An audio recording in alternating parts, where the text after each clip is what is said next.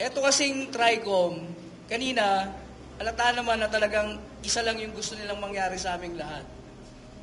Ikulong kami, patahimikin kami hanggang matapos siguro itong eleksyon. Wala silang ibang purpose dito, kundi sirain kami, babuyin kami. Pansinin nyo meron tayong food crisis in rice.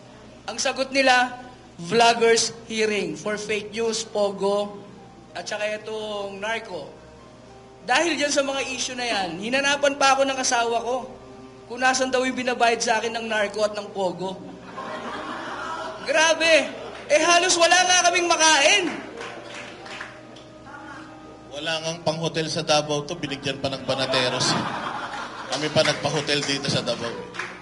Totoo yun Biruin nyo, yung Davao, nung nagpunta ako, inutang ko pa yan. Tapos nung wala kaming pang-hotel, binigyan lang kami ng Banateros. Biruin nyo, tapos itatag nila ako. Ako na lang muna. Sa ganyan, narco? Seryoso kayo? Hindi kami duwag. Hindi lang kami tanga na magpapauto sa trap nyo para matuwa kung sino man yung nagpapagalaw sa inyo.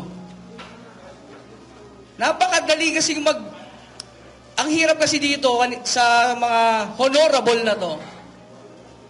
Binansagan nyo kaming narco, binansagan nyo kaming pogo, vloggers. Tapos ang gusto nyo, pagdating namin sa TRICOM, kami ang magpapatunay na hindi. Baligtad. Dapat kayo ang nag-aakusa, kayo ang maglabas ng ebidensya.